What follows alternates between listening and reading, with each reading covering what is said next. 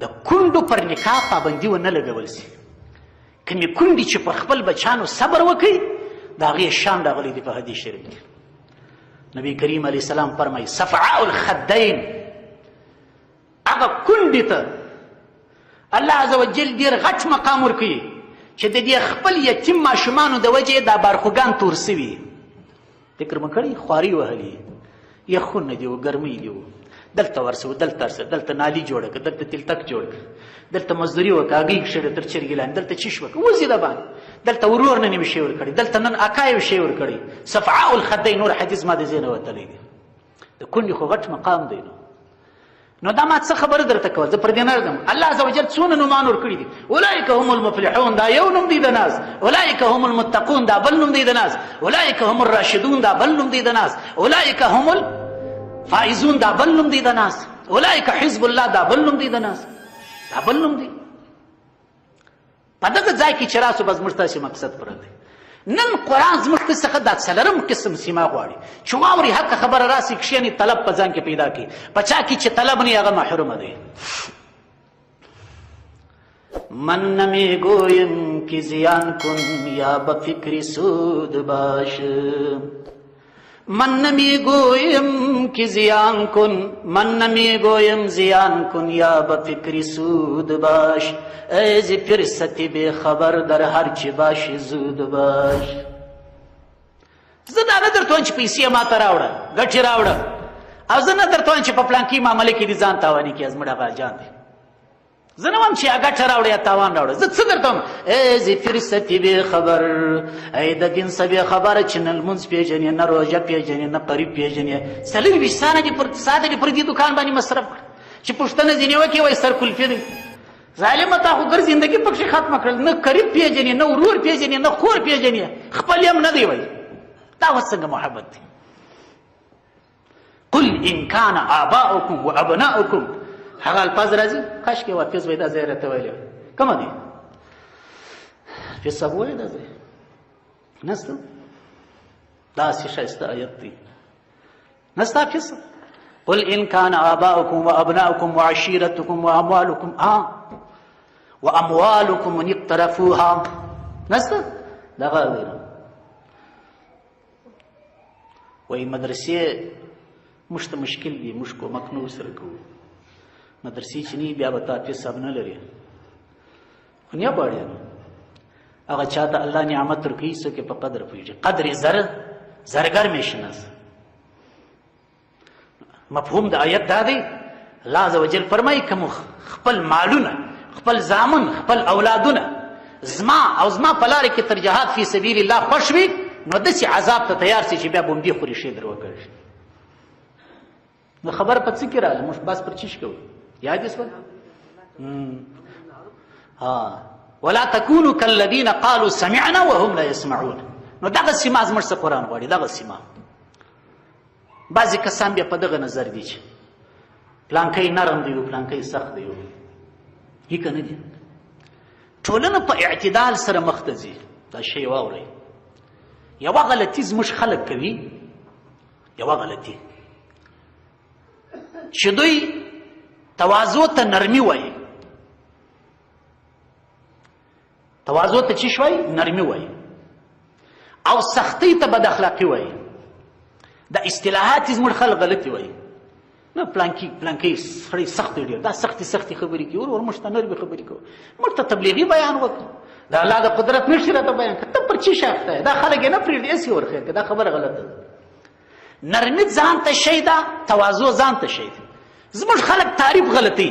تواضع دغه ته وایي چې خپل ځان کم ګڼل، خپل ځان چیش ګڼل، خپل ځان کم ګڼه، بس ته متواضع. علت ابلیس انا خیر بدست،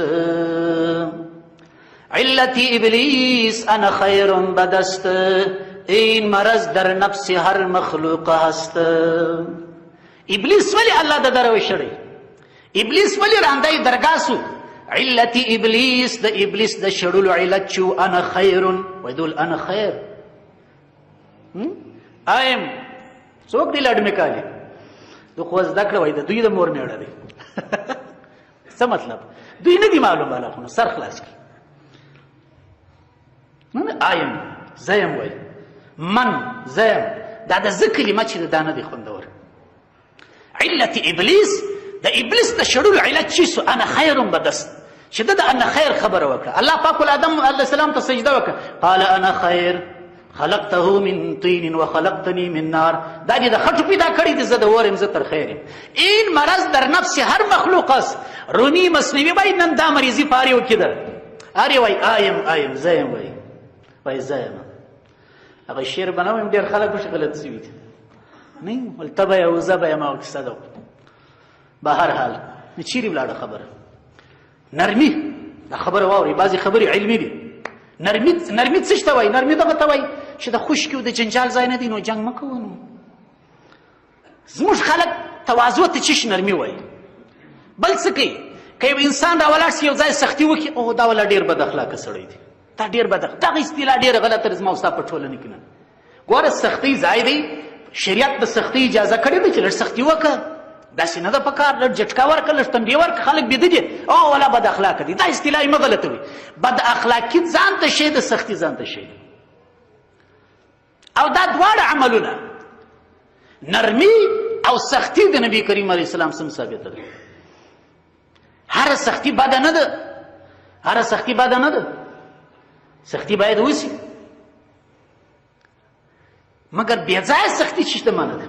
واورئ حدیث شریف کې راځي یو ساراشین اعرابي راغی په مسجد نبوي کې ښکاري صاحب اورې یو ساراشین اعرابي راغی په مسجد نبوي کې څه وکړي صحابه ناست دي نبی کریم علیه السلام ناست دي ډېرې دي حیايي بولې شروع کړي مسجد کې ناست دي یلا پر بولو کښېناستي صحابه کرامو غږ پر وکړي چې تا څه کوې کور خراب یې هلې راټینګه کړي په مسجد کې بولې شروع کړي. نبی کریم علیه السلام لا تزرمو ما کار مه پلري نو ولې په مسجد کې بولې کوي. نبی کریم علیه السلام میاشت وروي سړی یې پرېښود چې بولې وکړي ځان یې فارغه کړي راولاړ شو زموږ په اصطلاح استنجا سره ختمه کړه. نبی کریم علیه السلام راوغوښتي چې راسه کښېنه. مساجد د الله کورونه دي. مساجد د عبادت تسبیح تلاوت لپاره جوړ شوي دي. لا يصلح لهذا مسجد د بولو لپاره نه دی. مسجد د چټلي ځای نه دی.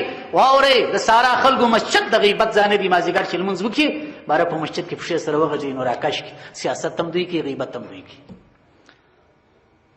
څنګه وده نرمي یې بولي که نه بولي په اسلام کې سختي ده. اسلام خو نن تا ته کفري میډیا په سختۍ پیش کړی دی. اسلام یې نه دی درښولی د مسلمان غلط عمل یې درښولی دی. د مسلمان غلط عمل وویني بیا راپورته کې پر میډیا درته وښي چې اسلام دغه دی. فرق وکړي یو اسلام دی یو مسلمان دی. ما او تا کې مسلمانان نه یي کومه یي دا و درته دا سره کوم څلورمه سیمه موږ لرو کومه یې چې لرو درېیمه کې شامل رسول الله الکار مه پلوي. ولې نبی کریم علیه السلام غږ ورته ونه کړي د دوو وجوهات. یوه وجه دا وه ډاکټران اتبان پر دې متفق دي ډېرې دي حیا وی که سړي دا بولې ټینګ راونیولې د مثانې ته تاوان کوي دا د مرضو سبب جوړېږي. رسول الله المیشور وی که چیرې د ځای پر ځای دا بولې راټینګې کړي وي صحت ته یې تاوان رسېدی. یوه وجه. بله وجه چې شته نبی کریم علیه السلام که دا سړي باندې ته غږ کړی وي چې غورځه دا سړي څه به بولې بهېدلی دا ټول مسجد پې لړلی وی نو تر ټولو خو یو ځای شو. دا د نرمۍ ځای و. بولې که نه بولې دا د نرمۍ ځای دی. انسان ته خو سړی باید په حقارت ونه ګوري د خدای بندګان. انسان ولې سړی سپک استعمالي.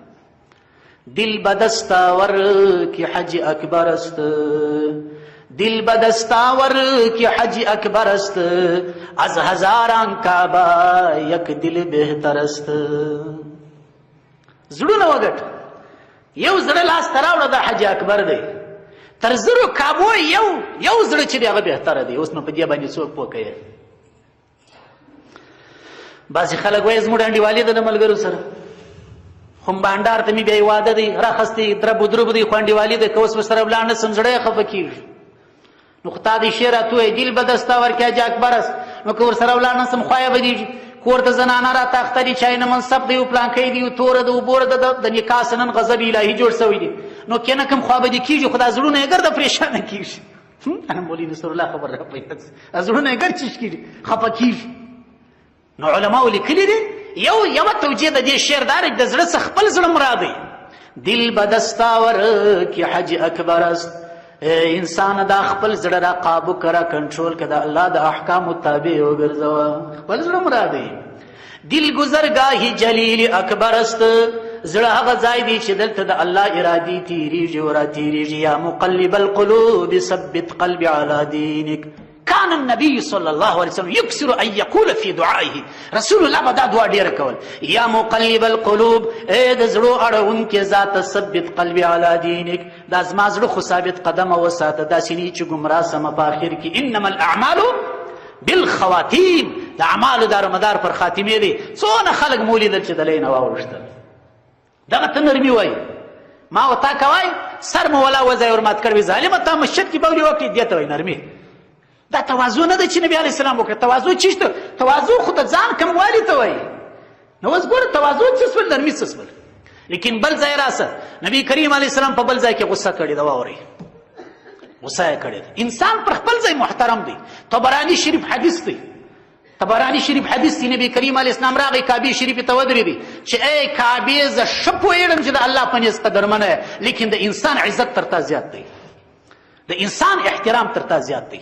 یو انسان قتلول د 10 واره کعبې شریفې په بېعزتۍ سره لوټه لوټه کول نه دي برابر، ناحق وژل.